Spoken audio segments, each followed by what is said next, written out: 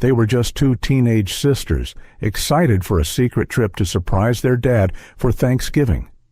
But before they could even step onto the jet, the captain blocked their way, eyes filled with suspicion, accusing them of fraud.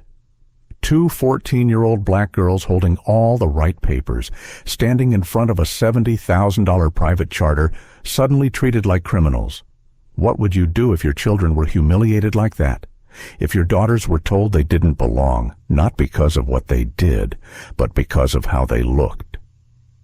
At first, it seemed like just another mistake, another uncomfortable moment swept under the rug. But this time, the rug was about to catch fire, because behind those quiet tears and trembling hands, there was something the crew didn't know. The man they were insulting was the one who could end their entire careers with a single call. And when that call came, every mask fell off. This isn't just a story about race or privilege. It's about power, respect, and what happens when justice finally speaks up. If you believe dignity still matters, hit like, share, and subscribe, because this story will shake you before it sets you free. The air on the tarmac shimmered in the late morning heat of Atlanta. You could smell the mix of jet fuel and freshly cut grass, hear the distant hum of engines ready for takeoff. It was supposed to be an easy day, one short flight, one big surprise.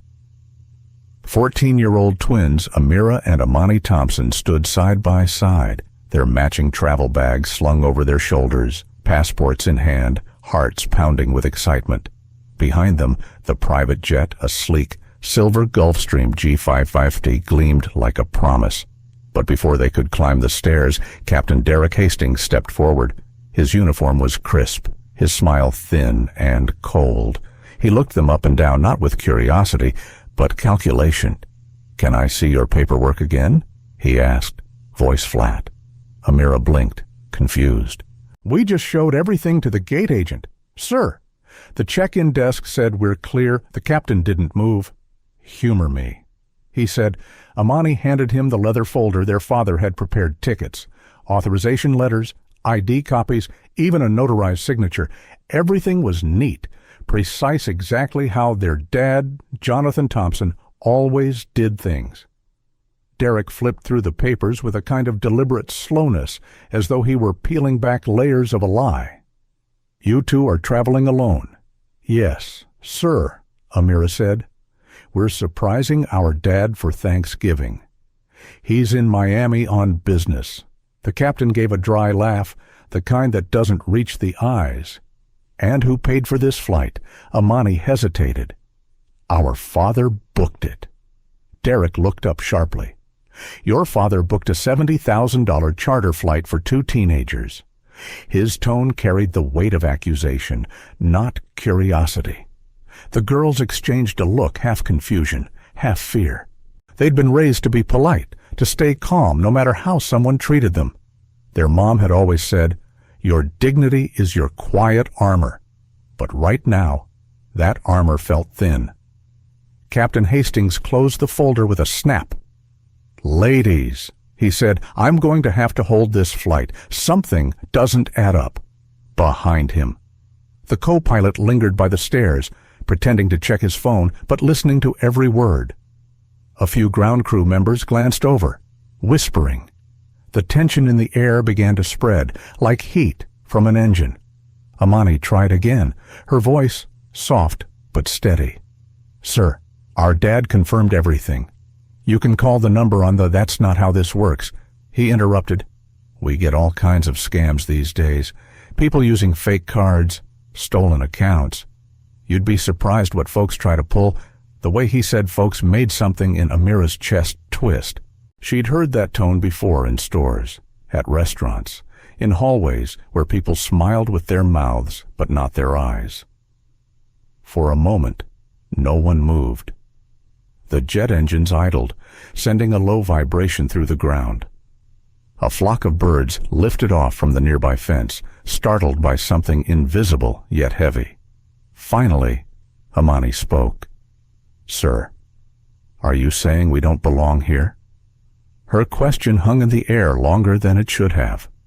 Derek looked away, tapping the papers against his hand. "I'm saying," he muttered, "I'll need to confirm who really paid for this." He turned, signaling to the ground staff, "Lock the stairway. No boarding until further notice." The girls watched as the gate was sealed, the last step to the plane closing like a door between worlds, the one they thought they belonged to and the one they were being pushed into. A breeze picked up, fluttering the corner of their document still in the captain's hand. He didn't seem to notice. Amira felt her throat tighten. They weren't used to being looked at this way, not as daughters, not as students, not even as people. In that moment, they were just suspicions with faces. Amani wanted to say something, anything, but the words caught in her chest. She thought of her father's voice on the phone the night before. "Remember, no matter where you go, walk like you belong there, because you do." She straightened her shoulders, not to fight, but to stand. The captain noticed it. His eyes narrowed. "I'll be back," he said, walking away with their folder. "Don't go anywhere." As his figure disappeared toward the office, the two sisters stood silent beside the metal stairs. A couple of passengers from another flight passed by, giving them the kind of glance polite people give when they see trouble and don't want to be involved. One woman whispered to her husband, "Poor things, probably mixed up in something. It's always easier to assume guilt when the faces are brown." Minutes passed. The sun climbed higher, pressing down on their shoulders. The tarmac shimmered again, but this time it wasn't the heat, it was shame, quiet and suffocating. Amani shifted, wiping her palms on her jeans. "We didn't do anything wrong," she said quietly. "I know," Amira whispered back. "That's the worst part." Somewhere in the distance, a plane roared to life and soared upward, its sound fading into the clouds. For them, time didn't move. At that moment, they didn't know who was on the other end of the phone call the captain would soon make, or how that call would rewrite everything that came after. All they knew was the sting of disbelief, the heavy silence of being judged before being seen. And yet, beneath the humiliation, something stronger stirred a kind of quiet fire that comes when you realize you have nothing left to prove. That fire would soon burn through the walls that kept them grounded. The world looks different 6 hours earlier. Before the heat, before the stares, before the weight of someone else's doubt, there was only sunlight, laughter, and the smell of pancakes in the Thompson kitchen. Amani was humming along to an old soul song playing on the radio, something her mom used to love, while Amira sat at the counter, trying to fold her clothes small enough to fit inside her carry-on. They were identical twins, but opposite in rhythm. Amani was the quiet one who thought before she spoke. Amira was the spark that made people smile without trying.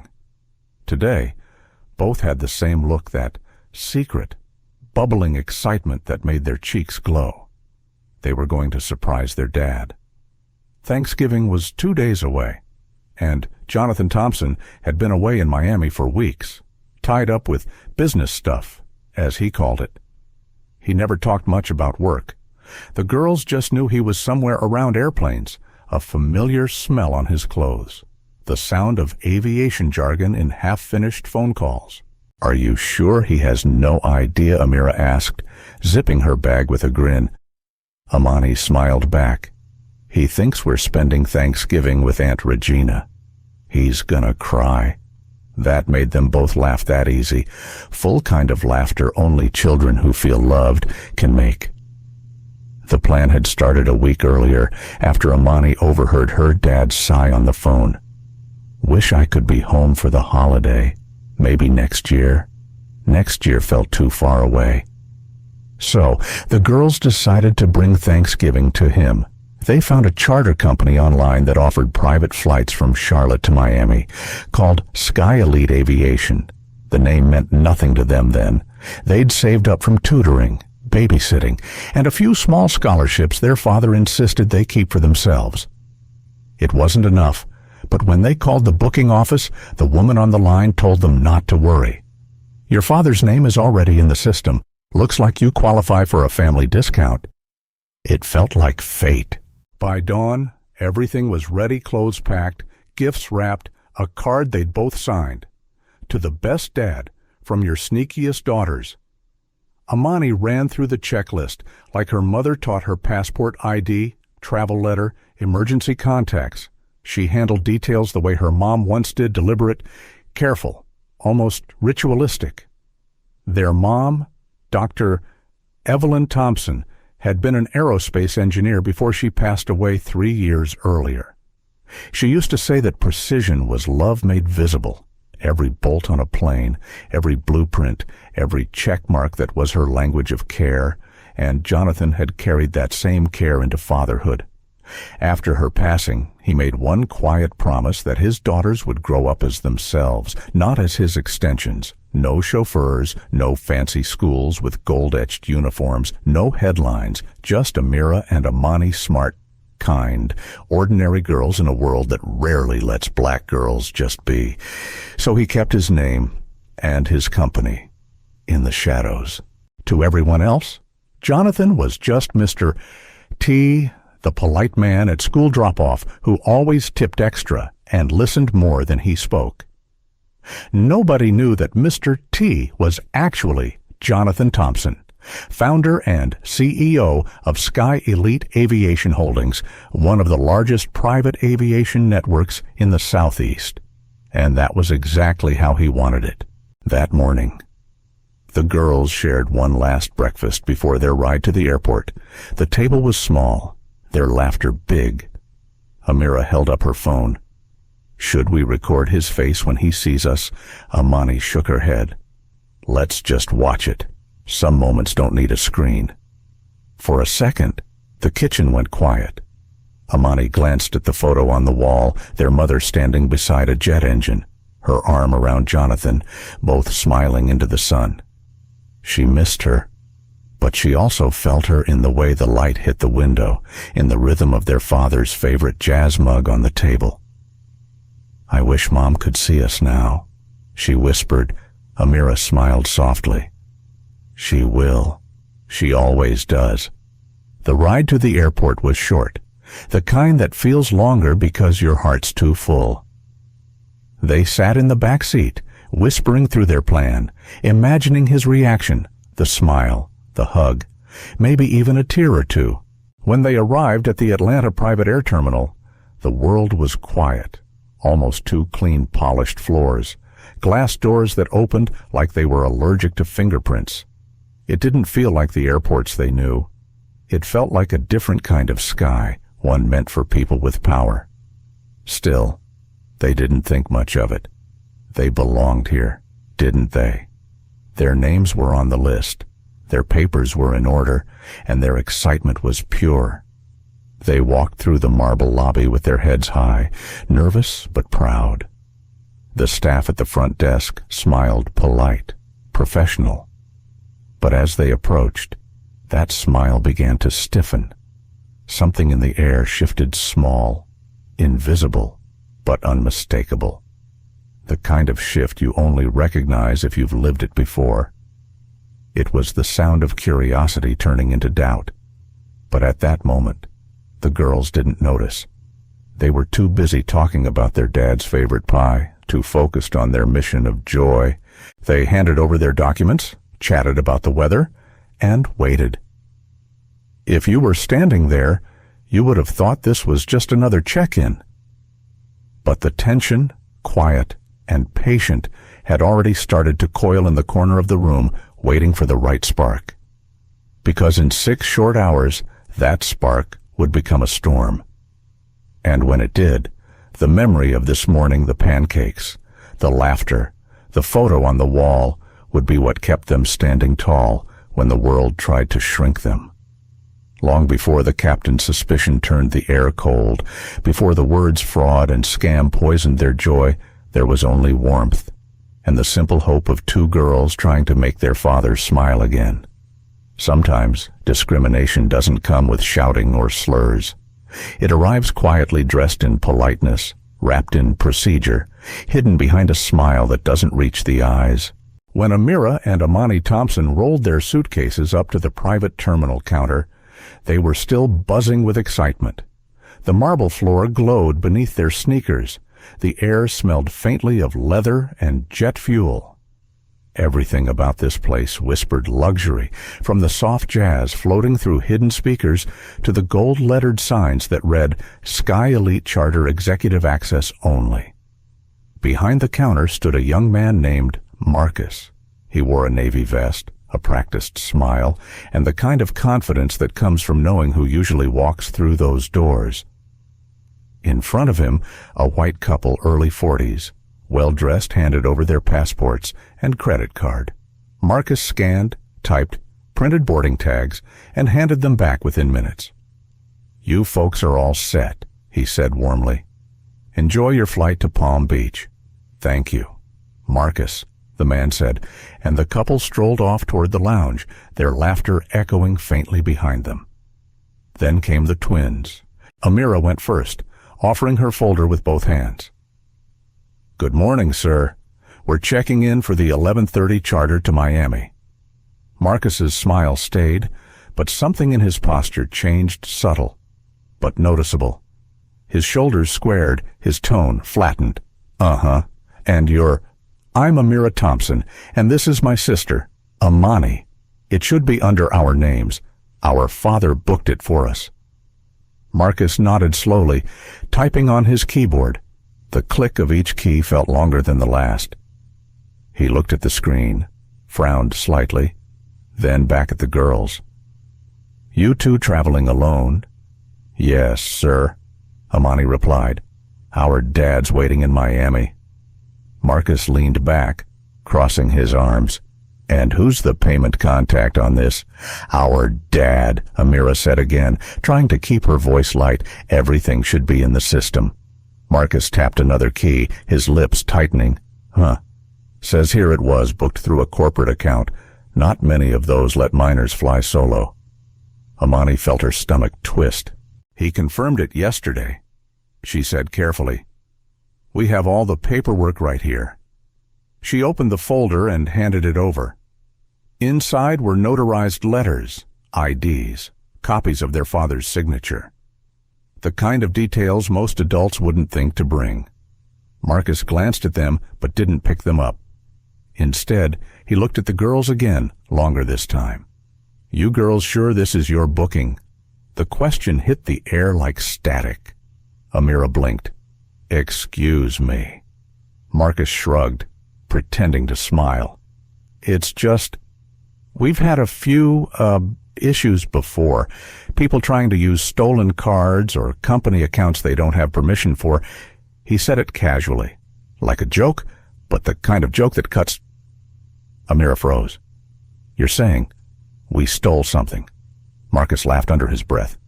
No, nothing like that. Just procedure. You understand? That word again, procedure. The word people use when they want to make their bias sound official. Amani looked at her sister. "Sir, you can call our father right now if there's a problem." Marcus shook his head. "Not necessary. I'll just run a quick verification." He picked up the phone, dialed a number, and turned slightly away from them. His voice lowered. "Yeah, this is Marcus at check-in. Can you confirm the Thompson charter?" "Yeah. 2 minors." "Uh-huh." "No. Looks fine.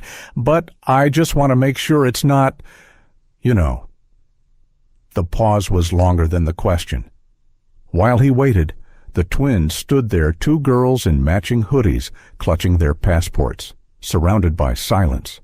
The lobby that had felt so open a moment ago now felt small, like a room closing in. The woman behind them, a middle-aged traveler in a white linen dress, shifted impatiently. "Excuse me," she said softly. "Could we get some service here?" Marcus turned to her with a bright smile. "Of course, ma'am, I'll be right with you." His tone changed lighter, eager, respectful. Then he turned back to the girls, his voice dropping again. "Just give me a minute." "Okay." That contrast, that split-second difference in tone, said everything. Amani felt her jaw tighten. She'd seen it before, the switch that flips when someone decides you're not who they expected. She could almost hear her mother's voice whispering, "Never let them drag you down to their level. Hold your dignity like it's glass." So she did. She stood taller, though her hands trembled. Marcus hung up the phone. "All right," he said, avoiding their eyes. "We're still waiting on confirmation. Might take a few minutes." "How many?" Amira asked quietly. He gave a half smile. "As long as it takes." Behind them, the white couple they'd seen earlier was being escorted to the lounge, complimentary drinks in hand, laughter easy and unbothered. Time slowed. 5 minutes? 10. Marcus checked his computer again, sighed dramatically. Still pending. Amani exhaled. "Sir, with respect, we've done everything right. Can you please tell us what the issue is?" Marcus looked up. "I told you, just standard fraud checks. It's not personal, but it was." You could see it in his eyes, hear it in his tone. It wasn't about the booking or the paperwork. It was about expectation, who looked like they belonged and who didn't. When the printer finally spat out their boarding passes, Marcus placed them on the counter with a faint smirk. "Here you go," he said. "Try not to lose those. Wouldn't want another mix-up." Amira took the passes without a word. Amani thanked him anyway. That's what their father would have done. Never give small minds the satisfaction of seeing you break. As they walked toward the security gate, Amani glanced back. Marcus was already smiling again, greeting a new guest, another white family with open warmth, the kind reserved for real clients. She felt something inside her settle, not anger, not even sadness, just a quiet knowing. The first sign, the first small crack in the day that would soon shatter wide open. By the time they reached the counter, the sunlight from that morning still clung to their smiles. But in this place, under the polished lights and practiced greetings, warmth had a way of cooling fast. It started as a pause, just a few extra seconds of silence after Marcus handed back their papers. But in places like this, silence isn't neutral. It's a signal. By the time Amira and Maya Thompson reached the supervisor's desk, the mood in the private terminal had changed. You could feel it in the way conversations slowed when they walked past. The hum of polite laughter from the lounge seemed to dim, replaced by the uneasy quiet that follows suspicion. "Hi there," said Jennifer Collins, the floor supervisor. Her tone was the kind used for customer complaints, not teenage passengers. I understand there's been a verification issue." Marcus stood slightly behind her, suddenly smaller than before. "Yeah," he said quickly. "I just thought we should double-check. You know, standard fraud alert." Jennifer turned to the girls, folding her hands. "All right, let's take another look." Amira opened her folder again, offering the same neatly arranged documents: boarding confirmation, authorization letter, ID copies, contact info. Her voice stayed calm. She'd been raised to stay calm. "These are the same papers the agent approved this morning," she said. "Everything's correct." Jennifer smiled, a tight, professional smile that didn't quite fit her eyes. "I'm sure you believe that, sweetheart, but sometimes our system catches things the human eye can't." The way she said sweetheart wasn't kind. It was the kind of word adults use when they want to remind you that you don't have power. Amani stepped forward, steady but polite. "Ma'am, we really need to board soon. Our father's expecting us." Jennifer's fingers drummed lightly against the counter. "And what's your father's name?" "Jonathan Thompson." Jennifer glanced at the screen, then back at them. "And what does Mr. Thompson do?" It was a strange question, too personal, too deliberate. "He works in aviation," Amira said softly. Jennifer's eyebrows lifted. In aviation. Really, she chuckled like she'd caught them in a small lie. That's convenient. Her gaze flicked to Marcus. Pull up the payment logs. Yes, ma'am. Amira and Amani exchanged a glance, that silent twin language that says, "This isn't right." Jennifer leaned over the monitor. "See, here it is," she said. Tapping the screen, the transaction was flagged for verification. "The corporate card holder hasn't been confirmed yet." Amani pointed to the folder. "That's what the letter's for. It's notarized and everything." Jennifer didn't even glance down. Anyone can print a letter. Her words landed like stones. Around them, the waiting area had gone still. A businessman nearby pretended to check his watch. A couple with designer luggage watched openly, curiosity mixing with quiet judgment. To them, it wasn't two girls being questioned, it was a spectacle. Jennifer kept going, her voice measured, her authority absolute. "You see, ladies, it's not about race or anything like that. It's just that we have to be careful. Private charters are a big deal. Fraud happens all the time." She smiled again, that same practice smile, and it was worse than anger. Amira swallowed hard. "Ma'am, are we being accused of something?" Jennifer tilted her head, as though pitying the question. "Of course not, honey. This is just procedure." There it was, the shield word. Procedure.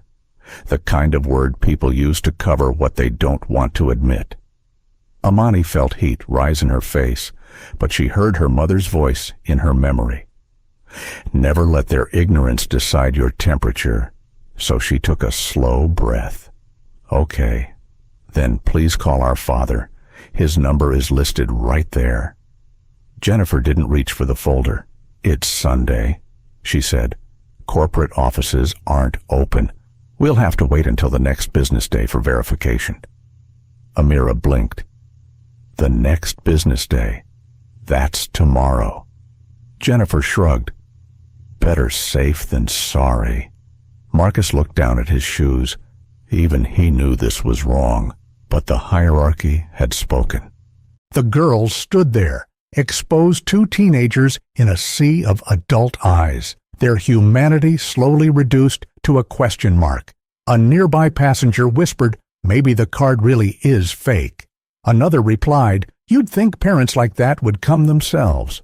It spread quiet speculation, polite prejudice, the kind that sounds reasonable until you realize it's poison. Jennifer turned to a passing staffer. "Security, could you stand by while we sort this out?" The request was casual, but the implication was not. The uniformed guard walked over, folding his arms, not threatening, but present. It was enough. Amani felt something shift inside her, a deep, aching mix of humiliation and disbelief. She'd done everything right. Her sister had done everything right. Yet here they were, being treated like suspects in their own story. She wanted to cry, but instead she smiled small, controlled. That smile of survival every black woman learns too early. Jennifer kept typing, her nails clicking against the keyboard. "You'll just have to be patient. We'll get this cleared up when we can." Amira's voice wavered. "We've been patient. We've been polite. What else do we have to do?" Jennifer looked up with a practiced expression of concern. "Nothing. Dear, just stand there." That was the moment. The quiet degradation of being told to stand there. No shouting, no insults, just dismissal. The kind that wounds deeper because it pretends not to. Across the terminal, the clock ticked past 11. The charter crew began pre-flight checks. The girls could see the plane through the glass so close they could count the rivets along its silver frame.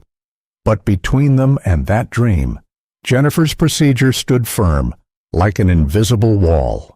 For the first time, Amira looked directly at the supervisor, her voice steady but heavy with meaning. "Ma'am, if we looked different, would this still be happening?" Jennifer froze. Just for a second. Then came the smile again, brittle and false. Let's not make this about that. But of course, it already was. That's the thing about systemic bias. It never announces itself. It just acts politely, under the cover of rules written by people who never had to justify their place in line. Amani turned away from the counter, blinking back tears. "Let's go sit down," she whispered to her sister. Amira nodded. "Yeah, let's sit." They walked to a small corner by the window, not to give up, but to breathe. Outside, the runway stretched like a promise. Somewhere beyond it, their father was waiting, and soon he would find out that his daughters weren't delayed by weather or paperwork, but by procedure. What started as a few extra minutes at check-in now felt like an hour-long verdict, the kind of slow, smiling punishment that hides behind words like policy and procedure. By the time they reached security, patience had stopped feeling like virtue. It felt like a test when they were being forced to take over and over again. The Atlanta Private Air Terminal had its own version of the TSA, smaller, quieter, more expensive. But as Amira and Amani Thompson walked toward the checkpoint, it didn't feel safer. It felt colder. There were no crowds, no long lines, no shouting travelers, just polished floors, soft lighting, and two agents standing by a scanner that looked too clean to be used often. One of them, a woman in her late 40s with sharp eyes and a tighter bun, glanced up as the twins approached. Her name tag read, Victoria Hayes. "Step forward," she said, not unkindly, but without warmth. Amira smiled politely, handing over her boarding pass. "Good morning." Victoria looked at the paper, then at the girl, then back again. "You two together, yes. Ma'am? We're sisters?" Victoria nodded, her gaze flicking down to their shoes, their matching backpacks, their dark skin. "All right. Random enhanced screening." Amani blinked. "Excuse me. Random enhanced screening," Victoria repeated, already snapping on a pair of gloves. "Standard procedure." That word again. Procedure. The one that always seemed to appear when the situation didn't quite make sense. Amira tried to keep her voice even. "Is something wrong?" Ma'am Victoria smiled thinly. "No, just doing my job." The girls set their bags on the conveyor belt. Amani watched as Victoria reached for hers, unzipped it, and began pulling things out: a book, a tablet, a small pouch of medication. "What's this?" she asked, holding up the bottle. "Prescription," Amani said quietly. "For allergies." Victoria squinted at the label, reading the name like she didn't quite believe it matched the face in front of her. "Uh-huh. We'll have to confirm that." She handed it to another agent, who disappeared behind a curtain. Then she opened Amira's bag. Inside was her laptop, a small, scratched-up silver one, full of stickers from robotics camp. Victoria flipped it open. Ma'am Amira started, her voice catching, "That's my personal just checking." The agent interrupted, "Standard security protocol." But it wasn't, not for anyone else in the room. Behind them, a middle-aged white man breezed through the scanner. His laptop stayed closed. His bag wasn't even touched. Victoria didn't look up. "You girls," nervous Amani forced a smile. "No, ma'am." "Good," Victoria said, glancing at the screen as if she were waiting to find something. People your age get jumpy when they've got something to hide. It was the kind of sentence that sounded casual, but dripped with meaning. The scan finished. The machine beeped. Not an alarm, just in completion. But Victoria frowned anyway. "Arms out," she said. "We'll do a pat-down." Amira froze. A pat-down. "We went through the scanner. Random enhanced screening," Victoria repeated. "Please cooperate." The words "please" and "cooperate" came out like commands. Amani glanced around. No one intervened. Marcus, the check-in clerk, was nowhere to be seen. Jennifer, the supervisor, stood by the counter in the distance, watching without watching. Victoria's hands moved clinically, but not gently. The pat-down wasn't violent. It didn't need to be. The humiliation was in the slowness, the coldness, the sense of being treated as something less than human. Amira bit the inside of her cheek to stop from crying. Her mother's voice whispered in her mind again. Never let them see you crumble. 40 minutes passed like that. Questions, searches, the shuffle of latex gloves, the unspoken assumption that something about them was wrong. When it was over, Victoria pulled off her gloves, tossed them in the trash, and gestured at the table. You can repack your bags now. Amani bent down to gather her things, her fingers shaking. Her allergy pills had been opened, her clothes were unfolded, shoes turned upside down. Victoria scribbled something on a clipboard, then looked up one last time. Word of advice, she said, her tone dripping with false concern. Next time, try not to draw attention. It'll save you trouble. Amani froze. Draw attention. Victoria shrugged. You'd be surprised what people notice. Then she turned away. The girls stood there for a moment, surrounded by the quiet hum of the air conditioning and the distant whine of a jet engine outside. No one said a word. When they finally walked toward the gate, Amira's backpack felt heavier than before, not from the contents, but from everything that had just been taken from them without a word. Not their belongings, not even their dignity, not fully, just that fragile, beautiful thing called trust. A few passengers passed them on the way out, glancing curiously. One man smiled apologetically, the kind of look that says, I saw what happened, but I won't say anything. Amani didn't look back. She just whispered, let's keep walking. Amira nodded. Yeah, let's keep walking. They didn't know it yet, but each step they took was leading them closer to something far bigger than humiliation, to a moment when the same system that tried to make them small would be forced to kneel before the truth. But for now, they just walked two sisters, quiet, steady, holding on to what their mother had left them grace, under fire. After the supervisor's smile faded and the word procedure settled like dust in their throats, the girls thought the worst was over. But the real humiliation was waiting just past the metal detector. They thought the worst was behind them. But sometimes, cruelty doesn't end at the checkpoint, it just changes tone. It trades a badge for a smile and rules for excuses.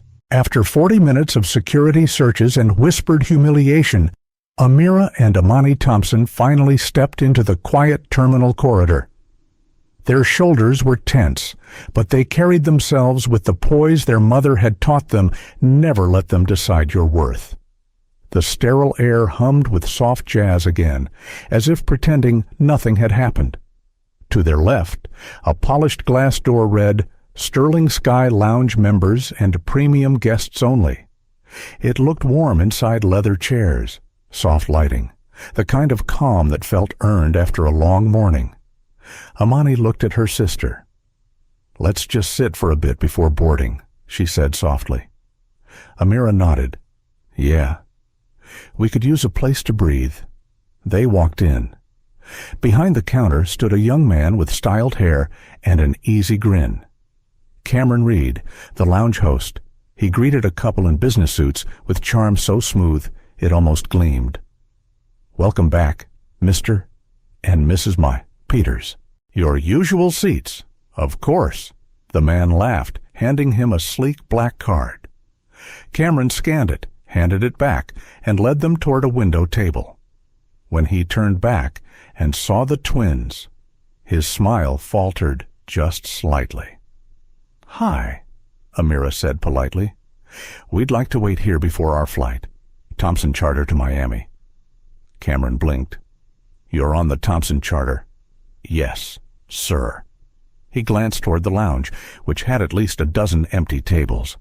Ah, unfortunately, we're at capacity right now. Amani looked around, confused. At capacity. Yes, Cameron said, tapping the tablet in front of him without looking. Private event, VIP guests only, but it says members and premium guests. Amira pointed out gently, we're flying Sky Elite. That's a premium charter. Right. Cameron's tone didn't change. Different tier. They stood there, unsure whether to push or leave. Behind them, the elevator doors opened. Another couple stepped out. White. Laughing. Clearly not part of any private event. Cameron's eyes brightened. Mr. Collins. Mrs. Collins. Welcome. You're right on time. He reached under the counter, pulled out 2 champagne flutes, and gestured them toward the same lounge area he just said was full. Amira's mouth opened slightly, then closed. She turned toward Amani, whose face had gone still, the quiet kind of still that comes before dignity takes over where words can't. When Cameron turned back, she tried one more time. Sir, we've had a difficult morning. We just need a place to sit until boarding. We won't stay long. He gave that soft, patronizing smile that people use when they want to look kind while being cruel. I understand, sweetheart, but I can't make exceptions. Rules are rules. Rules, procedure, policy. It all blurred together, different names for the same wall. Amani exhaled slowly, choosing grace over anger once again. All right. Thank you. They turned to leave, but before they could, a man in a navy suit appeared from the back, Lance Morgan, the lounge manager. His voice carried the weight of someone who liked being obeyed. Problem here, he asked, glancing from Cameron to the girls. Cameron straightened quickly. No problem, sir. Just explaining the seating policy. Lance looked them over, eyes narrowing slightly. You two with Sky Elite, yes. Sir, Amira said, showing the boarding pass. He didn't take it. We're at capacity. Come back later. There are empty tables, Amani said, her tone still respectful. Lance's lips curved into something that wasn't quite a smile. Those are reserved. You don't want to start something you'll regret. Something in his voice, that calm threat, made Amira's stomach turn. We're not starting anything, she said quietly. We just wanted to sit. Lance nodded toward the security desk. Then, maybe you should sit there. Unless you'd like me to call airport security to help you find a seat outside. The room went silent. A few guests nearby looked up, curious but not surprised. They'd seen scenes like this before, maybe even participated in them, silently, through their inaction. Cameron looked uncomfortable now, but said nothing. Amira and Amani exchanged a glance. There was that moment, the one where pride wants to shout, but wisdom says, don't give them the show they're looking for. So Amani smiled, not happily, but beautifully. No need to call anyone, she said softly. We'll wait by the gate. Lance gave a curt nod, as if victory came cheap. Good choice. They walked out slowly, heads high, even as every step felt heavier than the last. Outside the lounge, the hum of the terminal returned. They sat on a small bench near the gate, 2 girls, one worn suitcase between them. Through the glass, they could still see inside Cameron laughing with the new guests, pouring drinks, gesturing toward the empty seats that didn't exist minutes ago. Amira rested her head against the cool window pane. Do you think they even realize what they're doing? She whispered. Amani sighed. I think they do. They just call it something else. Silence. In that silence, they didn't feel anger, just a deep, bone-tired sadness. The kind that comes when you start to realize the world's rules aren't written for you. Amani thought of her father, the man who believed in systems, who trusted in fairness, who built a company on the promise that everyone deserved to be treated with dignity. If he could see them now. But she didn't want to cry. Not here. Not where people could watch. Instead, she took her sister's hand. "He always said," she whispered, "kindness is our loudest protest." Amira nodded. "Then let's be kind, even if they don't deserve it." And they sat there in silence, two small figures framed by the wide glass of a world that kept trying to make them invisible. But soon, very soon, the same people who treated them as a nuisance would learn exactly whose daughters they were. And when that truth came to light, it wouldn't come with shouting or vengeance. It would come with order, justice, and the kind of calm power that doesn't need to raise its voice to change everything. After the pat-down and the whispered apologies that weren't apologies at all, the girls thought maybe they could finally sit, breathe, and disappear into the comfort of a lounge chair.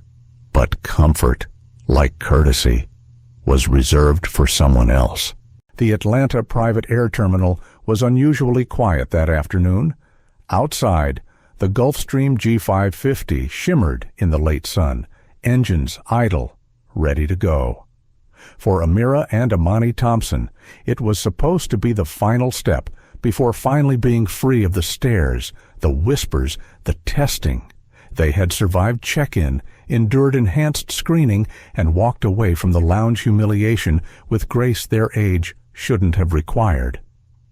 All that was left was the gate, just a few stairs between them and peace.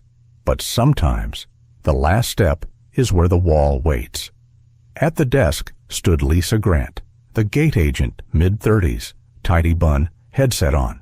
Eyes sharp in that way people get when they've decided who you are before you open your mouth.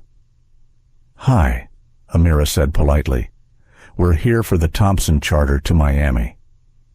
Lisa barely looked up. Names Amira and Amani Thompson. Her fingers clicked against the keyboard, the sound too loud for the empty room. She said after a moment. "That flight's been flagged." Amani frowned. "Flagged. What does that mean?"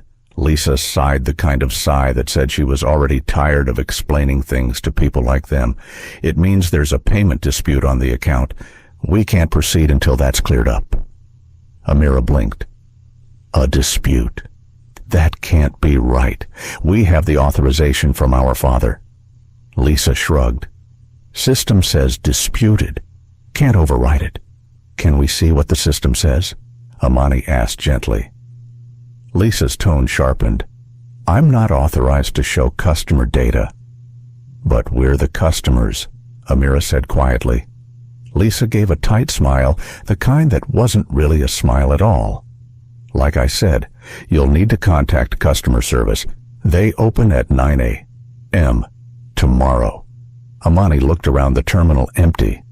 Still, no other flights boarding. "Tomorrow, our flight is supposed to leave in 20 minutes. Lisa turned to her screen again. Not anymore. Her printer whirred, spitting out a sheet of paper. She slid it across the counter. "Charter canceled." The word sat there in bold letters like a verdict. Amira stared at it. "You canceled our flight," Lisa corrected her, her voice smooth as ice. "The system did. The system. Always the system. That faceless wall everyone hides behind when conscience gets inconvenient." Amani tried once more, her voice trembling but steady. "Ma'am, please. We've been through hours of checks, and everything's in order. Could you at least call the captain?" Lisa's expression didn't move. The captain follows dispatch. Dispatch follows billing, and billing follows policy. It was like talking to a machine. In the silence that followed, a group of passengers from another charter walked past, laughing, carefree. Their gate agent greeted them with warmth, scanned their passes, and waved them through. No flags, no questions. Amira looked at the paper again, the single word "canceled" blurring as her eyes stung. "Why just us?" she whispered. Lisa's voice dropped lower, almost kind, but not quite. Honey, sometimes things just don't go through the way people think they did. Maybe your dad's card didn't clear. Amani felt heat rush to her face. That's impossible.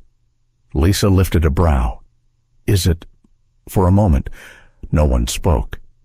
The engines outside idled quietly, unaware of the injustice inside. Then Lisa leaned forward slightly, her voice soft but condescending.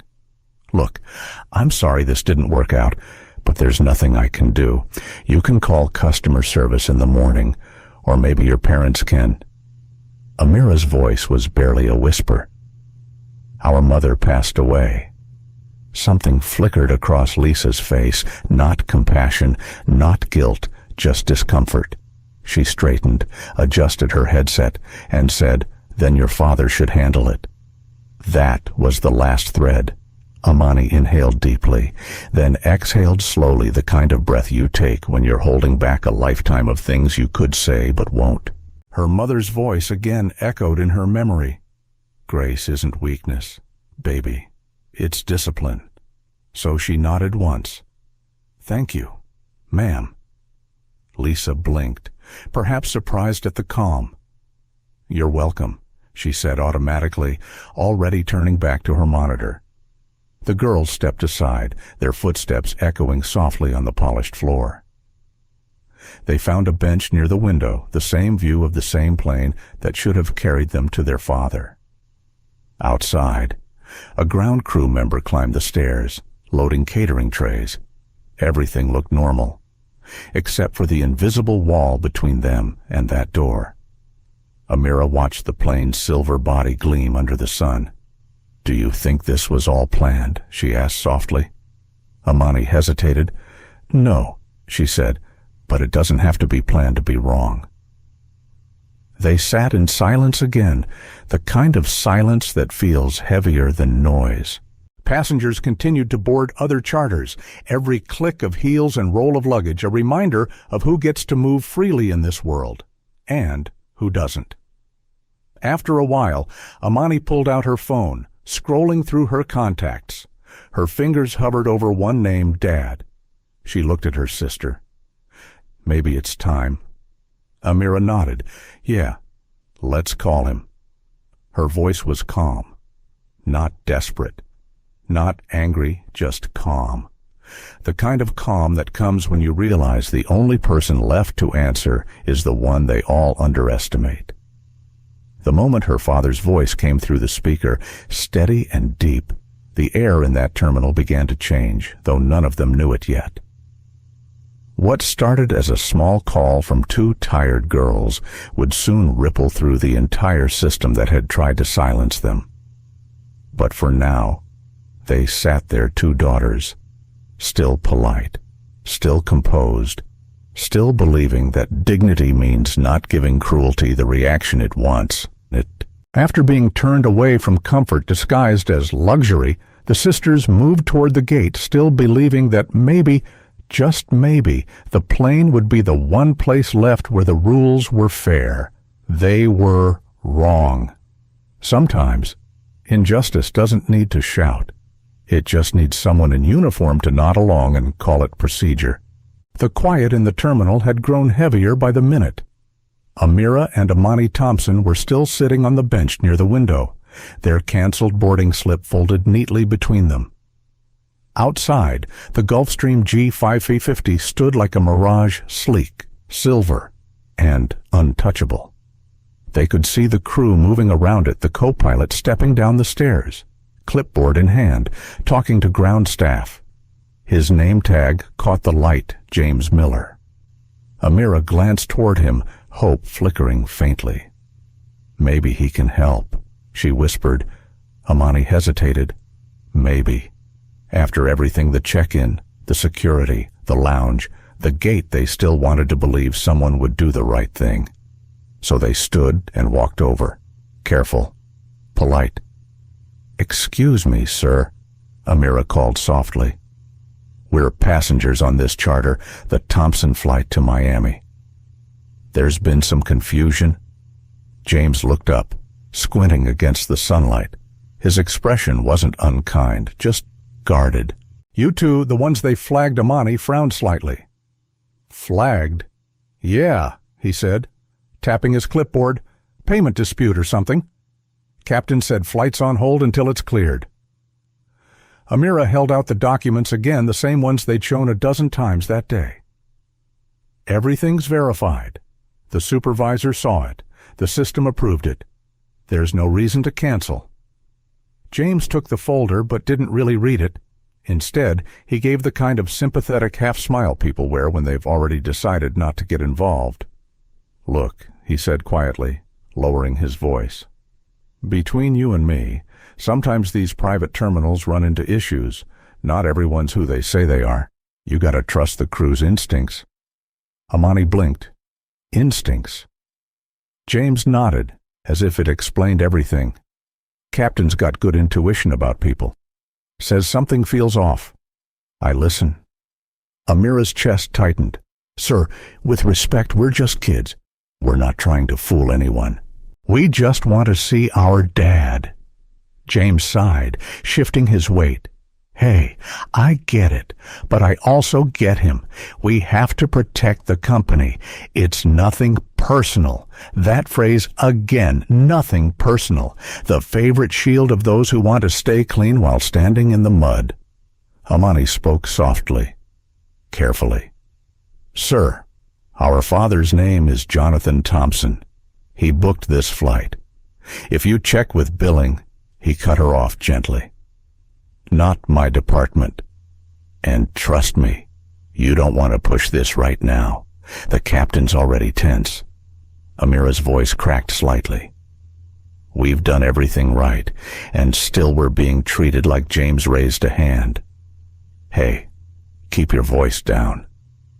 The tone wasn't harsh, but it carried that subtle threat, the kind that reminds you who has authority in the room. "I'm just saying," he continued, glancing around. "You don't want people thinking you're causing a scene. These terminals don't tolerate that. You could get banned from the facility." Banned. The word dropped like a weight.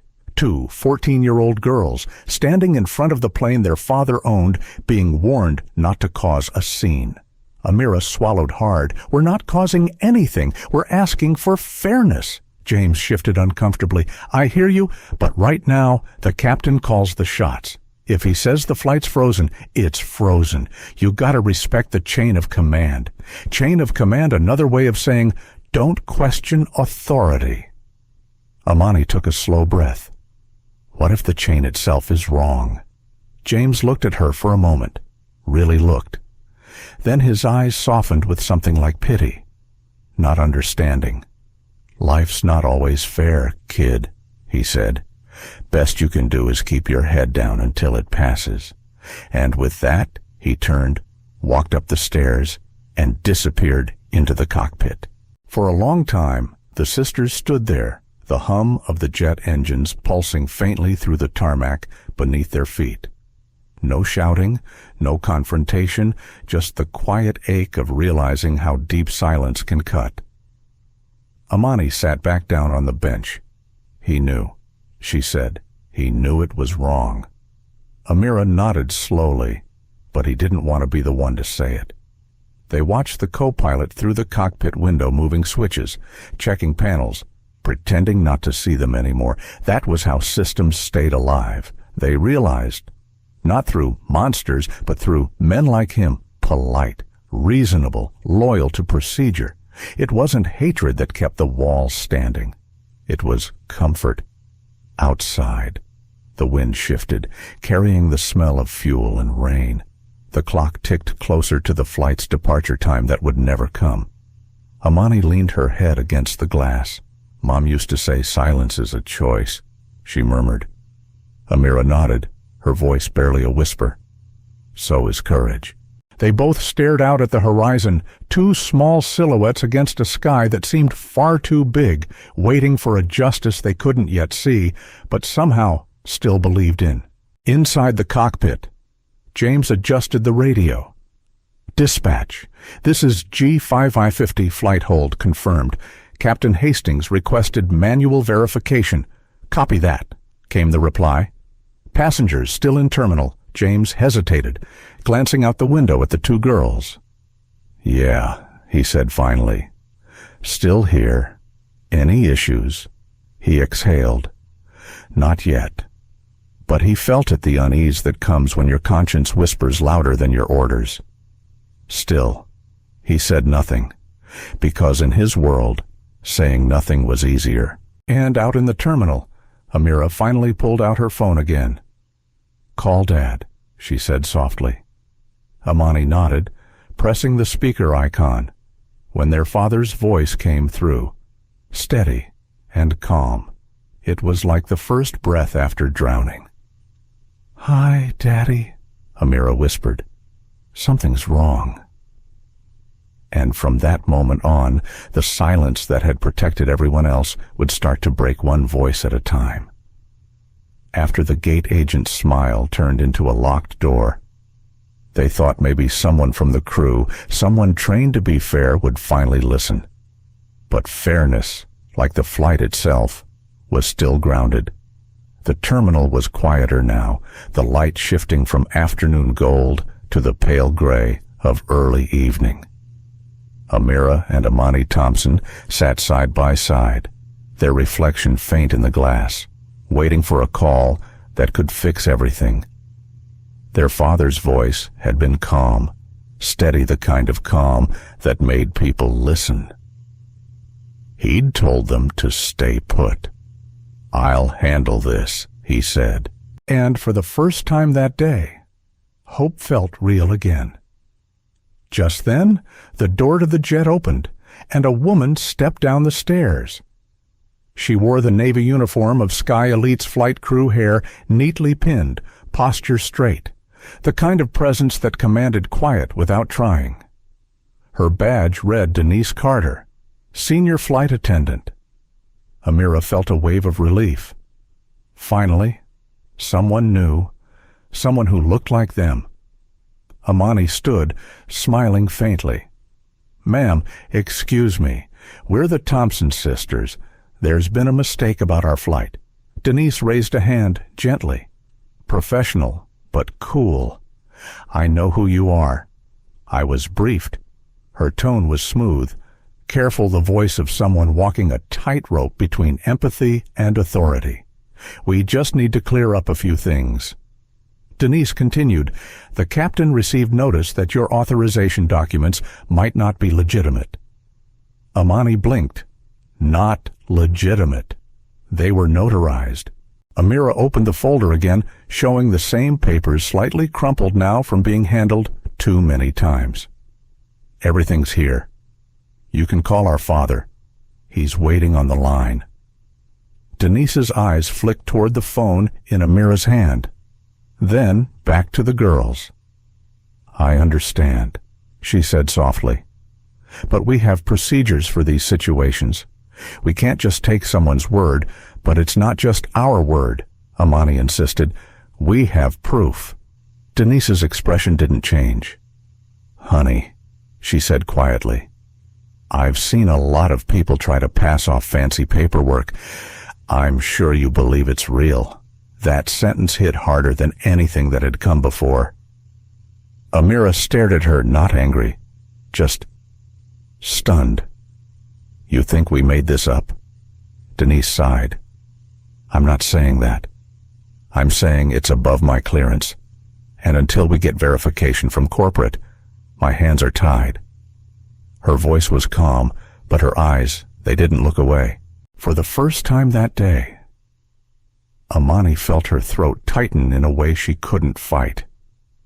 Not because of what Denise said, but because of who said it. Here was someone who looked like her mother. Someone who might have understood what it meant to be judged before being known.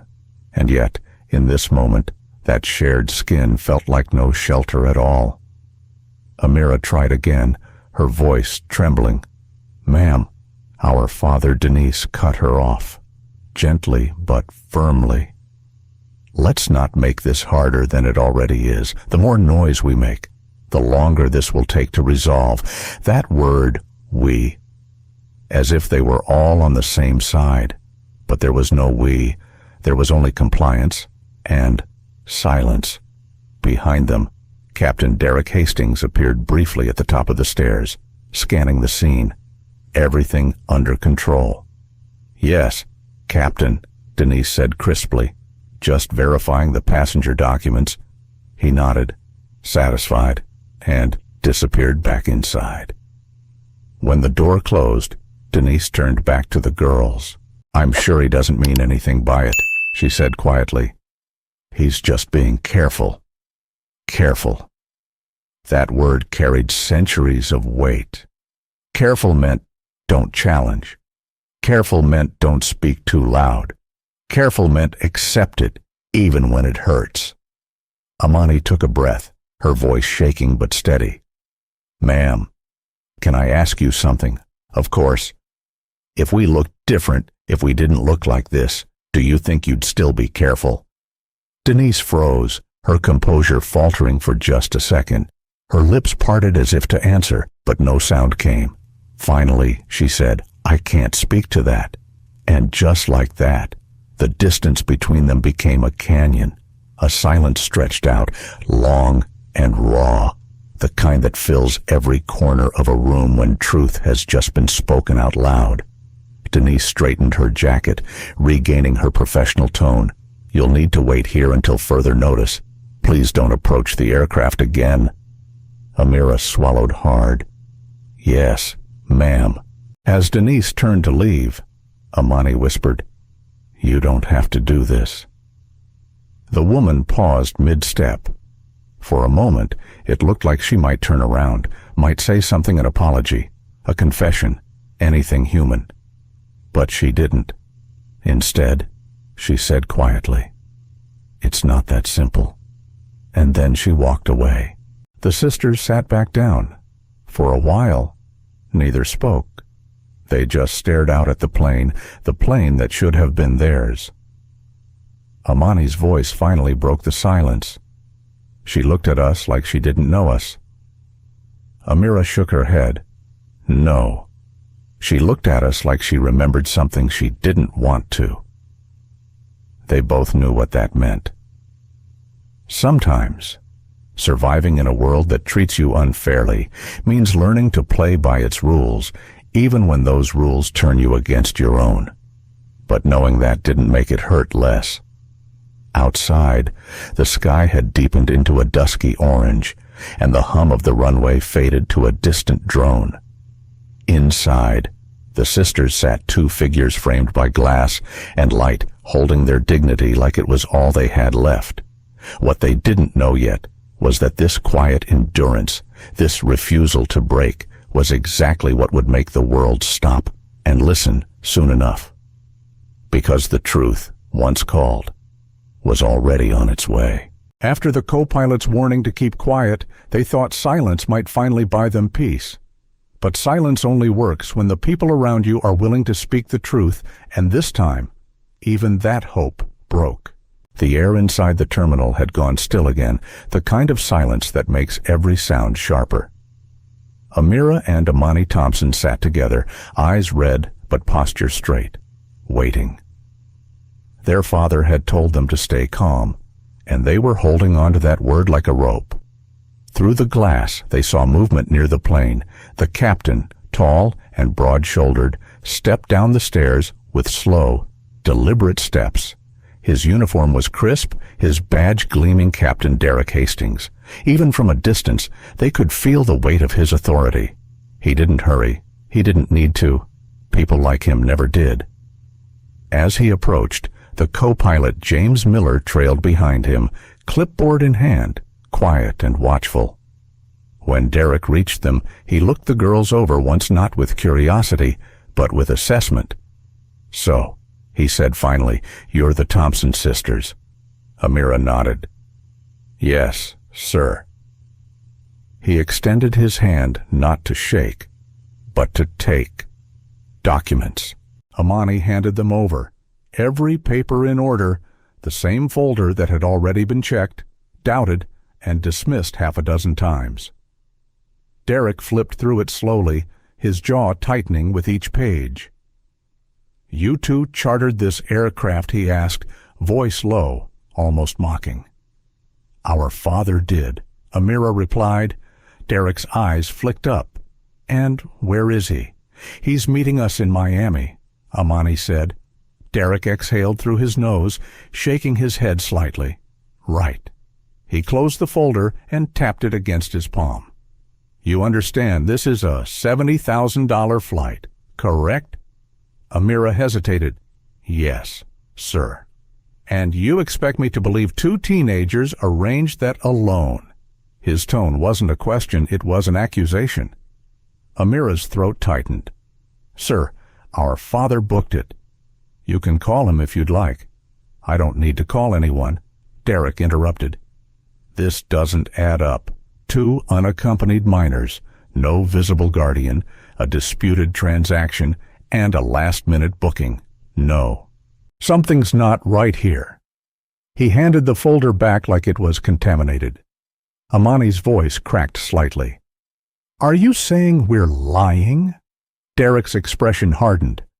"I'm saying I have a duty to protect this aircraft and its crew. And my instincts tell me this charter is fraudulent." There it was, the word they'd been circling all day, fraudulent. Amira felt heat rising behind her eyes. "We've been cleared by everyone. Security, supervisor, the system." Derek stepped closer. "The system isn't perfect, but I trust my gut. And my gut tells me 2 black girls don't book a $70,000 flight out of Atlanta with no adult supervision." The words hung in the air like smoke. No one breathed. Not the co-pilot, not the gate agent, not the staff standing nearby pretending not to listen. Amani's lips parted, but no sound came out. For hours, they'd endured insinuations and whispers, but this was the first time someone said it out loud. Amira finally spoke, her voice trembling. "Sir, what does our skin color have to do with this?" Derek's face reddened slightly. "Don't twist my words. This isn't about race. This is about safety." Amani blinked. Safety from what? From being scammed. From making a mistake. He straightened his shoulders. "I'm responsible for this aircraft, and until this is sorted out, you're not boarding." Amira took a small step forward, her composure cracking, but her tone still steady. "Sir, please, you're wrong. You don't even know who we are." Derek gave a tight smile, the kind that wasn't amusement, but certainty. "I don't need to. I know what I see." And with that, he turned to the co-pilot. "James, mark this flight as canceled pending verification. We're not taking off." James hesitated, glancing at the girls, but one look from Derek silenced him. "Yes, sir." The printer whirred again, the same cold sound that had followed them all day, and another piece of paper came out. Derek took it, signed his name with a quick, decisive stroke, and handed it to the gate agent. Effective immediately. Then he looked back at the sisters. "You'll need to leave the terminal. You're no longer authorized passengers." Amira's voice was barely a whisper. "Leave unless you'd like airport security to escort you." The words weren't shouted. They didn't need to be. They carried the quiet, practiced authority of a man who knew how to win without raising his voice. Amani's hands clenched, but she forced herself to breathe slow, controlled, like her father taught her. Her mother's voice echoed in her mind again. Power doesn't need to scream, so she didn't. She looked him in the eye and said softly, "We'll make the call." Derek frowned. "What call our father?" He smirked. "Be my guest." As they turned away, the co-pilot shifted uneasily. Captain Derek cut him off. "You trust your gut, or you lose your license. Remember that." James looked down. "Yes, sir." The sisters walked to the side of the terminal, quiet, poised, hearts pounding. Amani took out her phone. Speaker Amira nodded. She pressed Dad. The line rang once, twice. Then a voice deep, calm, steady, came through. "Hi, girls. What's going on?" And with that single question, the balance of the entire room began to shift, though none of them yet understood how far it would fall. After Denise walked away, leaving silence where empathy should have been, the girls thought maybe the worst was over. But cruelty has a way of saving its loudest truth for last. The terminal had gone too quiet. Amira and Amani Thompson stood near the gate, their hearts pounding, the captain's last words still echoing. "You're no longer authorized passengers." The humiliation was complete, or so it seemed, but then Amira pressed the green button on her phone and put the call on speaker. "Hi, girls," came the voice, deep, calm, unhurried. "What's going on?" That voice changed the air. Even before he said his name, people in the room turned their heads. There was something in the tone, the kind that didn't ask for attention, but commanded it anyway. "Daddy," Amira began, her voice small but steady. "They said our flight was canceled. They said there's a payment problem. And She hesitated. "They said we can't board." There was a pause, a long one. When Jonathan Thompson finally spoke, the calm in his voice had sharpened into something else, the stillness of a storm before it breaks. "Who's in charge there right now?" Amira glanced toward the desk. "The captain, Derek Hastings." "I see." The quiet on the line thickened. You could almost hear him thinking, measuring, deciding how hard to strike. "Put me on speaker," he said. Amira tapped the screen, and his voice filled the room.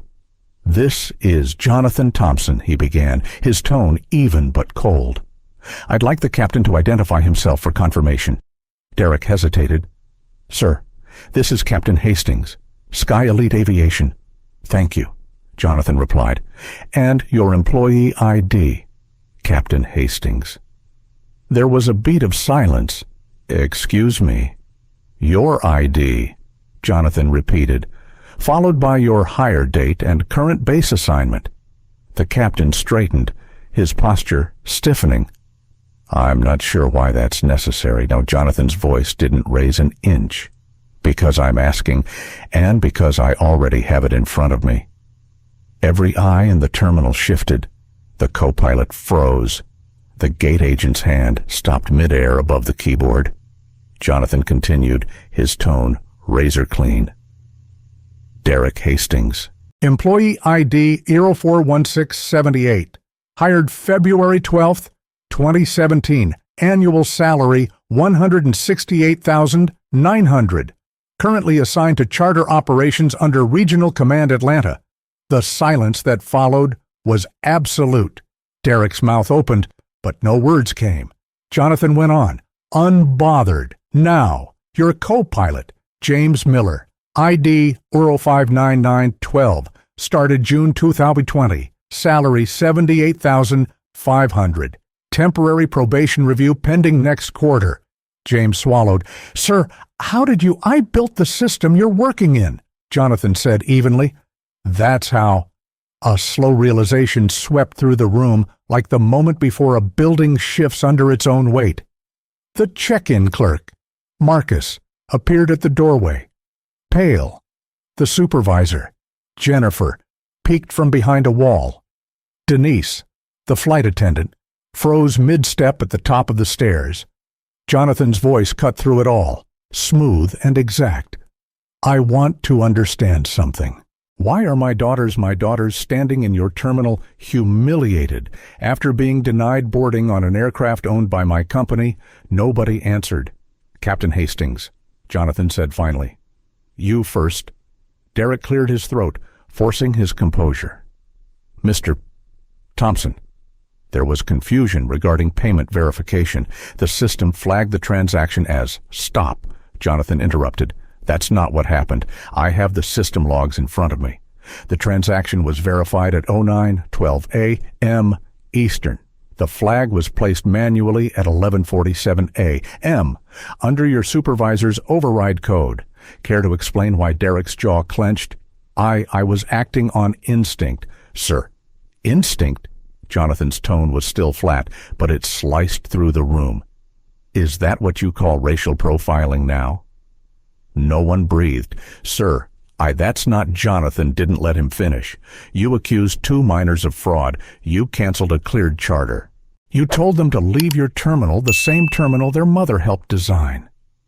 Amani gasped softly. Mom, she whispered. Jonathan's voice softened for just a heartbeat. Yes, baby. Your mother engineered the acoustic systems for that terminal when she was with Delta Tech. Every frequency in that building runs through her work. Then his tone hardened again. Captain Hastings, I'm invoking Emergency Protocol Omega. Effective immediately. All Sky Elite flights are grounded until further notice. Lisa, the gate agent, looked panicked. Sir, all flights, that's 9 states. Jonathan said coolly, 63 aircraft. Every crew under internal review. You may inform your regional director or I can do it myself. Even through the phone, his authority filled the space like thunder. Derek finally spoke, voice low. Sir, I didn't know who they were. That's the problem, Jonathan said. You shouldn't have needed to.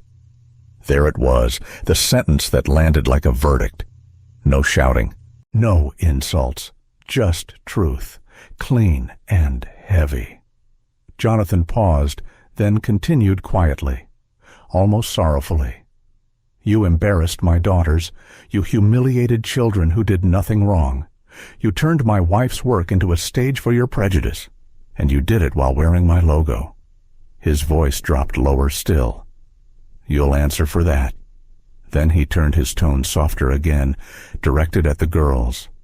Amira, Amani, are you all right? Amani nodded, tears in her eyes. Yes, Daddy. Good, he said. Stay right where you are. I'm sending a crew from headquarters. Nobody touches you until they arrive. Yes, sir, Derek murmured, but the sir this time wasn't professional courtesy. It was survival instinct. The call ended with a click that felt louder than any scream could have, and for the first time that day, the silence didn't belong to humiliation. It belonged to fear, but not theirs.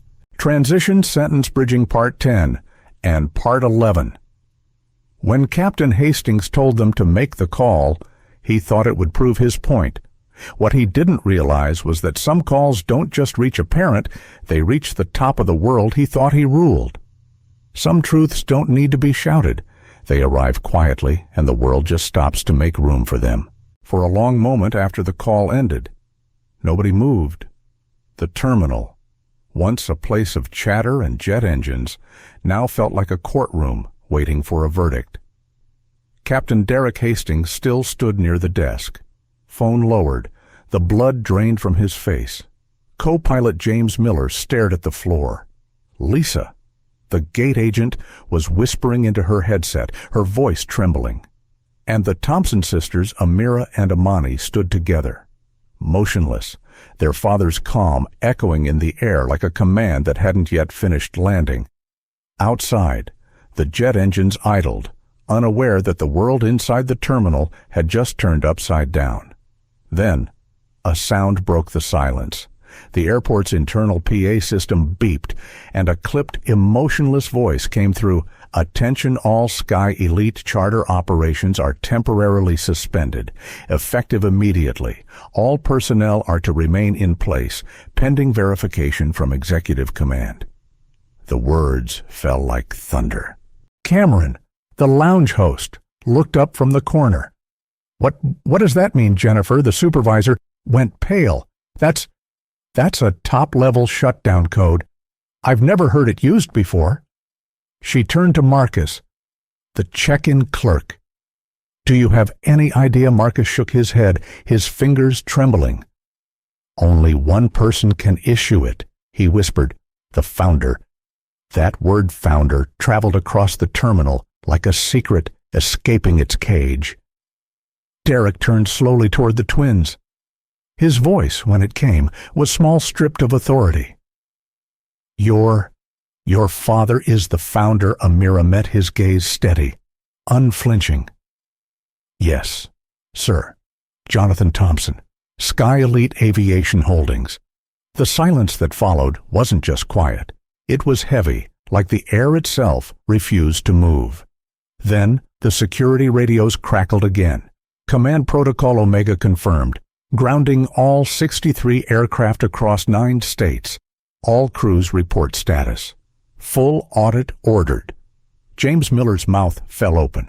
He actually did it. Derek looked toward the window, where their plane sat in perfect stillness under the Georgia sun. His name was still stitched above his uniform pocket, but in that moment, it meant nothing. "God help us," Jennifer muttered. "He shut down the entire fleet." Marcus tried to laugh, but it came out hollow. "Because of 2 girls." Amira's eyes narrowed slightly. "No, because of what you did to them." That simple correction cut deeper than any insult. Within minutes, the terminal changed. Phone lines lit up, screens flickered. The Sky Elite logo that shimmered on every monitor blinked out, replaced by a gray screen reading "System Lockdown, Internal Investigation in Progress." The staff moved awkwardly, now stripped of their certainty, their power reduced to fidgeting and waiting. Amani leaned toward her sister and whispered, "Do you think Dad's angry?" Amira thought for a moment. "No. I think he's disappointed." And somehow, that sounded worse. 20 minutes later, 2 black SUVs rolled up outside. A small group of people stepped out, 3 men and 2 women, all wearing black suits with silver Sky Elite pins. They didn't look like airport staff. They looked like people who solved problems before the public ever found out they existed. "Executive operations," one of them said quietly to the desk agent. "We'll take it from here." Their presence was calm but commanding. They moved with the confidence of people who knew exactly who they worked for. They gathered reports, checked terminals, and began taking statements. Every voice that had been loud an hour ago was now subdued, trembling, apologetic. And then, as if choreographed by fate, Jonathan Thompson himself walked in. He wasn't in a suit. He wasn't flanked by bodyguards. He wore a dark gray jacket, simple slacks, and an expression that could freeze air. People didn't rush to greet him. They just made space. Derek Hastings stepped forward, hat in hand. "Mr. Thompson." Jonathan held up a hand. "Don't." The single word silenced the room. He turned his gaze toward his daughters first. "Are you okay?" Amira nodded. "Yes, Daddy." He exhaled, quietly, then turned back to Derek. His voice was level, controlled.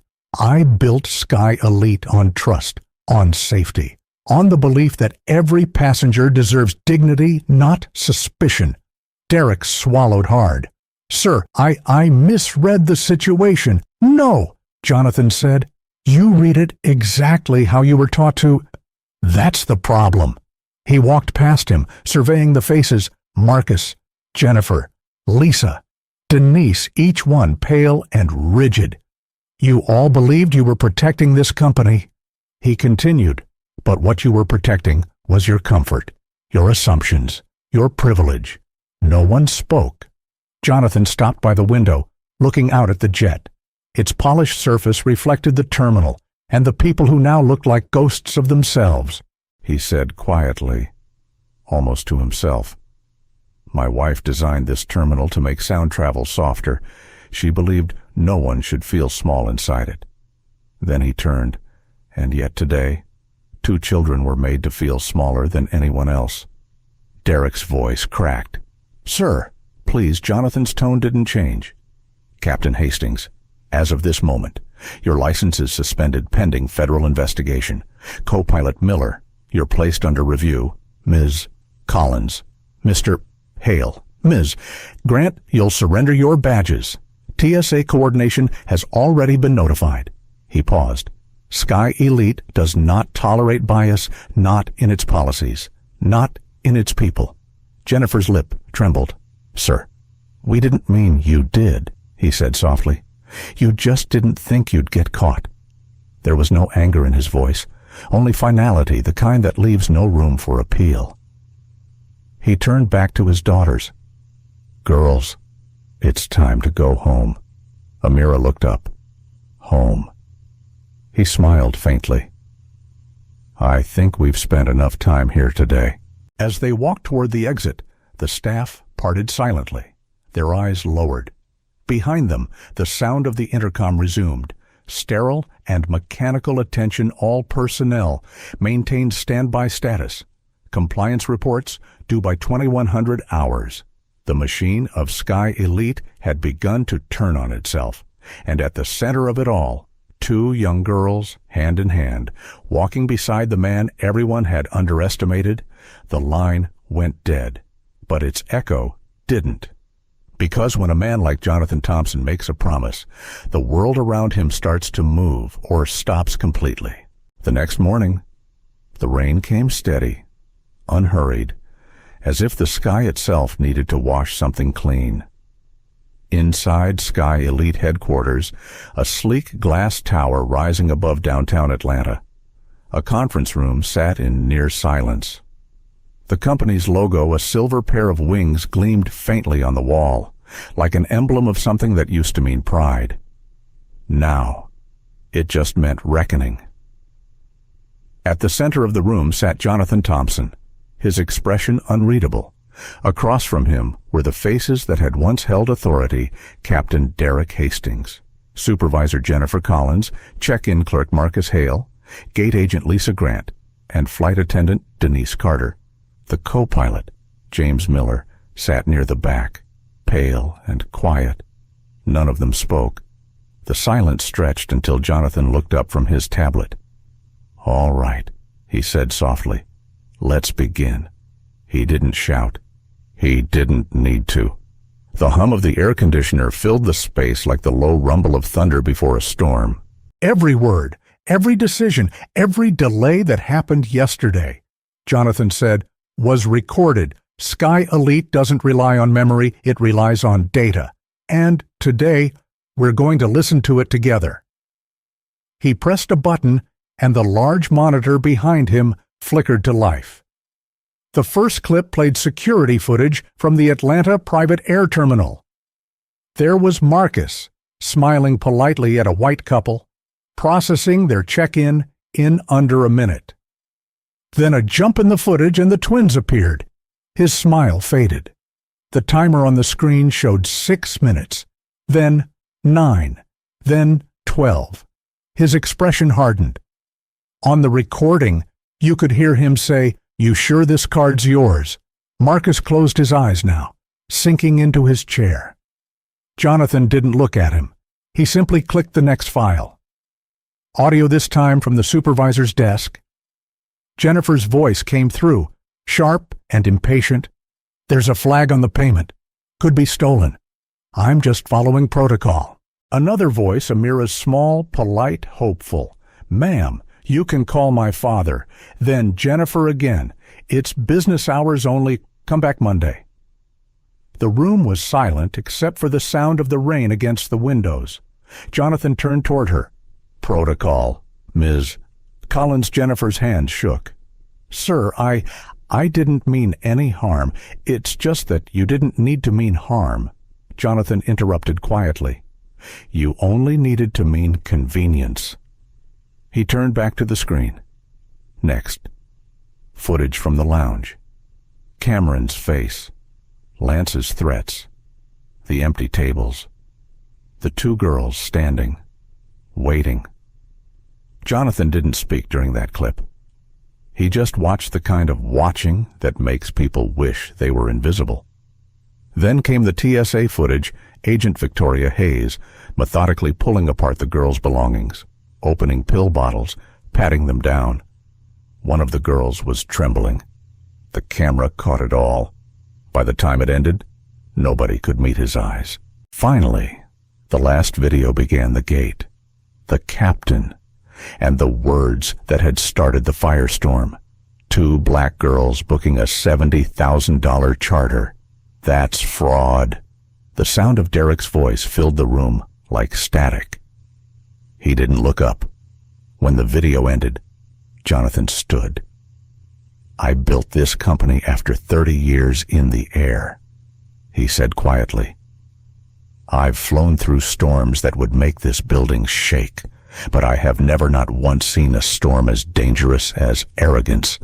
He let the words sit. "Let's go through outcomes." He picked up a folder, opened it carefully. Captain Derek Hastings' termination effective immediately. FAA notified. Pilot license under federal suspension, pending civil rights review. Derek swallowed, nodding once, too afraid to speak. Ms. Collins falsifying procedural flags and obstructing service. Dismissed. Mr. Hale misconduct and discriminatory profiling. Dismissed. Ms. Grant compliance breach and falsification of ticket status. Dismissed. Mr. Reed and Mr.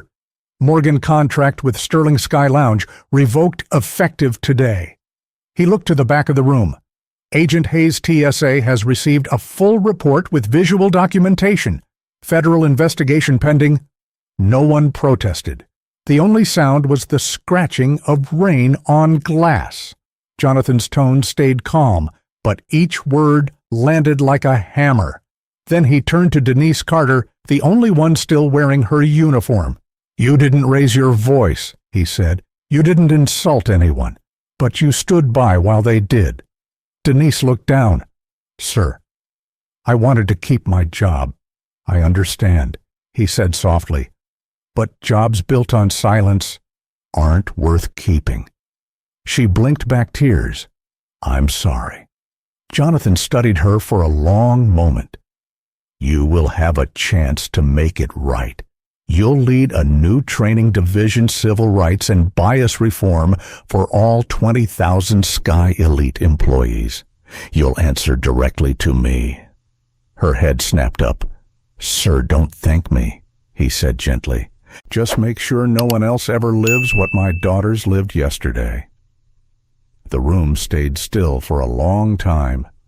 Then Jonathan gathered his papers, stood, and looked at each of them one last time. "This isn't revenge," he said. "It's repair." He turned toward the door. Meeting adjourned. When he left, the silence followed him out heavy, cleansing, like the quiet after thunder. Outside, Amira and Amani were waiting, sitting in the lobby, their hands folded in their laps. He smiled faintly as he approached them. "Ready to go." "Girls," Amira stood. "Is it over?" He nodded. "For them, yes. For us, we're just getting started." They walked out together into the rain, past the mirrored windows that reflected their small figures against the skyline of a company reborn. The moment Jonathan walked out of that terminal, the storm didn't fade. It followed him home. And by morning, it had gathered inside the walls of Sky Elite itself. The hearing had ended hours ago, but the weight of it still lingered like thunder echoing across a valley. In the quiet corridors of Sky Elite headquarters, most of the staff moved softly now, as if afraid to disturb the air that still carried the sound of Jonathan Thompson's voice. Outside, the rain had stopped. The morning light came through the tall windows, washing the marble floors in gold. It felt like the first breath after a long storm. Denise Carter sat alone in the training wing, the same Navy uniform folded neatly across her lap. Her badge, the one she'd worn for 12 years, lay beside her coffee cup, a small, silent symbol of everything she thought she'd lost. She hadn't slept. The image of those 2 girls standing at the gate, holding their papers, trying to stay composed while she turned away, played over and over in her mind. It wasn't guilt that hurt the most. It was recognition. Because once, not too long ago, she'd been the one on the other side of that desk. She'd known what it felt like to be doubted, to be looked at and quietly sized up, to feel invisible in a room full of rules that somehow never applied to everyone equally. And yet, yesterday, she'd become part of the same machine that once hurt her. A knock on the door pulled her from her thoughts. It was Jonathan Thompson. He stood there in his gray jacket, calm as ever. No anger, no accusation, just presence. "Morning, Denise," he said softly. She rose quickly. "Sir, I didn't expect I know." He said, "May I?" She nodded, and he stepped inside. For a moment, he didn't speak. He just looked out the window, where the city was beginning to stir, planes moving again, the rhythm of normal life returning. Then he turned to her. "You've been with this company a long time." 12 years, she said quietly. "Longest I've ever stayed anywhere." He nodded. "You've seen it grow. You've seen the good and the bad. You've seen what we've done right and what we've ignored for too long." Denise lowered her eyes. "I let those girls down. I let you down." Jonathan shook his head. "You didn't let me down. Denise, you let yourself forget who you were." Her voice cracked. "Sir, I just didn't want to lose my job. I was trying to keep peace." He gave a small, sad smile. "Peace built on silence isn't peace. Denise, it's surrender." She looked away, tears forming. "I know." For a while, neither of them spoke. Then Jonathan sat across from her and placed a folder on the table. "I want you to read this." She hesitated, then opened it. Inside was a new contract, at the top, in clean black lettering. It read, "Director of Civil Rights and Human Dignity Training, Sky Elite Aviation Holdings." Denise stared at it. "Sir, what is this?" "It's your second chance," he said simply. 20,000 employees, all divisions. You'll lead a new program on racial bias, human rights, and dignity in service. She blinked, disbelieving. "You want me to teach that?" "Yes," Jonathan said, "because you've lived it. You've seen both sides, the victim and the bystander. And now you get to be the bridge." Her lip trembled. "Why me?" "Because punishment changes policy," he said softly. "But redemption changes people." Denise pressed a hand to her mouth, the weight of the moment breaking through. "I won't waste this, sir. I know," he said, standing. "And I won't let you do it alone." Later that afternoon, the terminal at Atlanta Private Air looked different. The same wide glass windows, the same Gulfstream G550 waiting on the runway. But the energy had shifted. Staff stood straighter now, not out of fear, but out of awareness. And walking through those doors, hand in hand, were Amira and Amani Thompson. They were dressed simply jeans, sneakers, and matching jackets, but the way people looked at them was different now. Respectful, warm. At the gate, Denise was waiting. She looked up as they approached, her eyes soft. "Good morning, ladies," she said, her voice steady but full of feeling. "Welcome aboard." The girls exchanged a look, unsure for a second. Then Amira smiled. "Thank you, Ms. Carter." Denise nodded, swallowing the lump in her throat. "You ready to fly more than ever," Amani said. As they walked toward the steps of the G5550, the same steps they'd been barred from just days ago, Jonathan watched from a few paces back. He didn't smile much, but there was something peaceful in his expression. This flight wasn't about luxury or pride anymore. It was about restoration, about closing a wound without pretending it never happened. When the girls took their seats inside the cabin, they looked around in awe. "Feels different," Amira said quietly. Amani nodded. "Maybe it's not the plane that changed.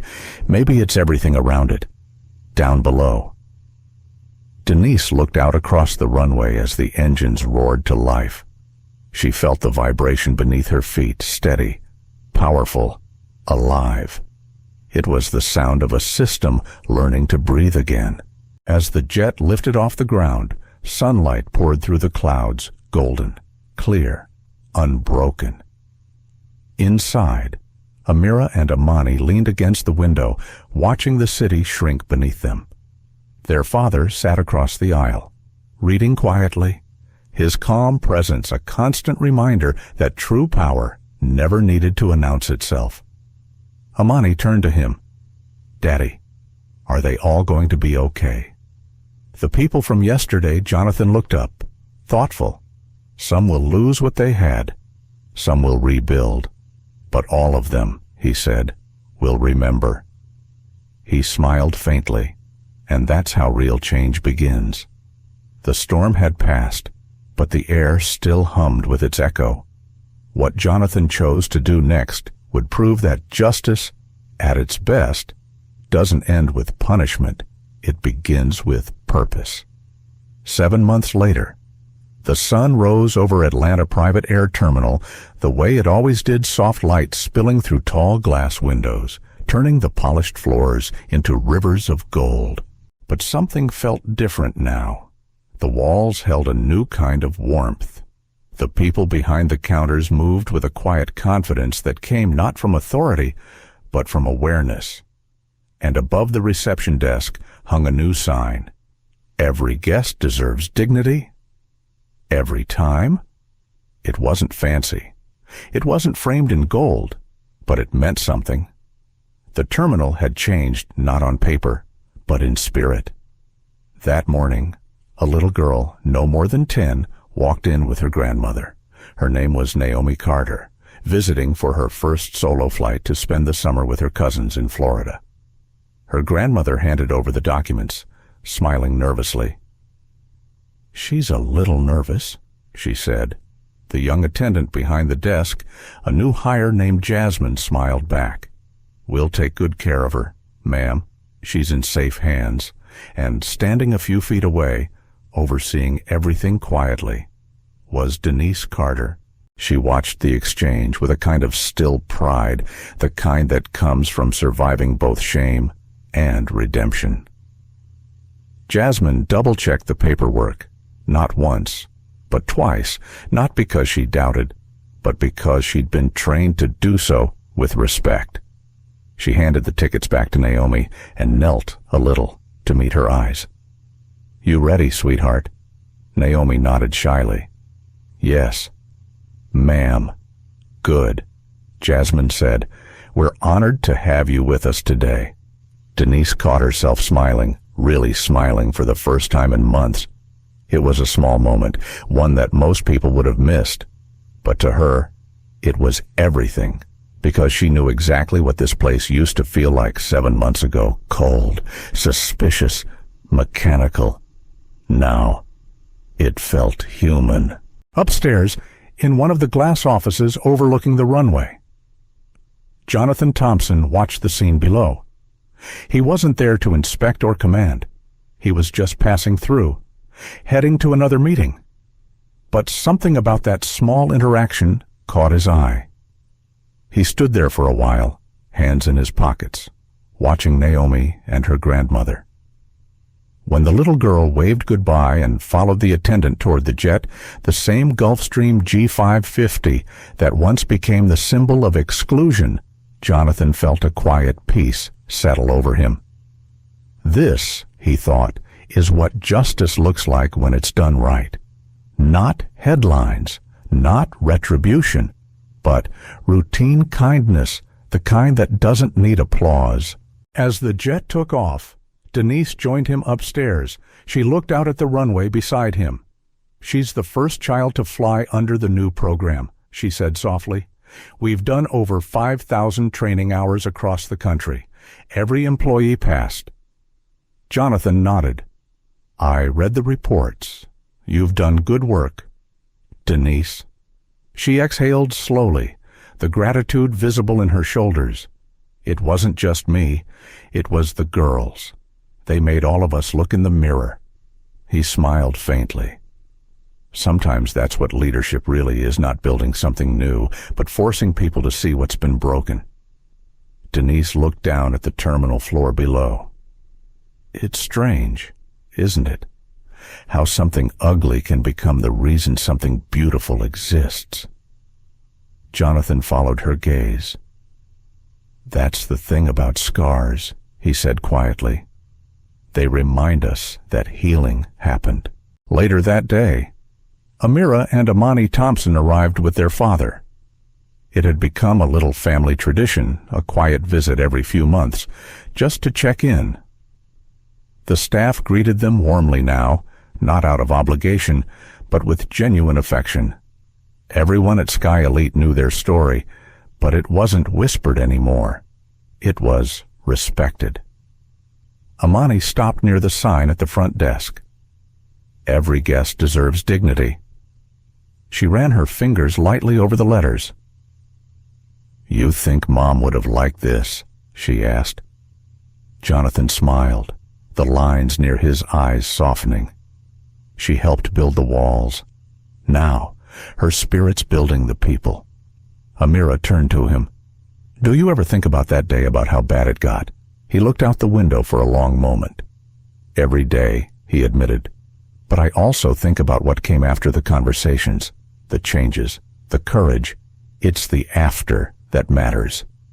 Amani nodded. You think it'll stay this way? Jonathan's answer came slowly. Only if people keep choosing to be brave. Hours later, as the family prepared to leave, Naomi's plane touched down again, returning from Florida. The little girl stepped off the jet, holding a small pair of silver wings the crew had given her. Denise met her at the stairs, smiling. How was your trip? Naomi grinned. It was amazing. They let me see the cockpit. Her grandmother laughed, eyes glistening. They treated her like royalty. Denise knelt beside the girl. Sweetheart, that's how every flyer should be treated. You remember that? Okay. Naomi nodded proudly. Jonathan, watching from a distance, smiled too. Because that was it, the full circle. The same place where suspicion once stood had now become the stage for dignity.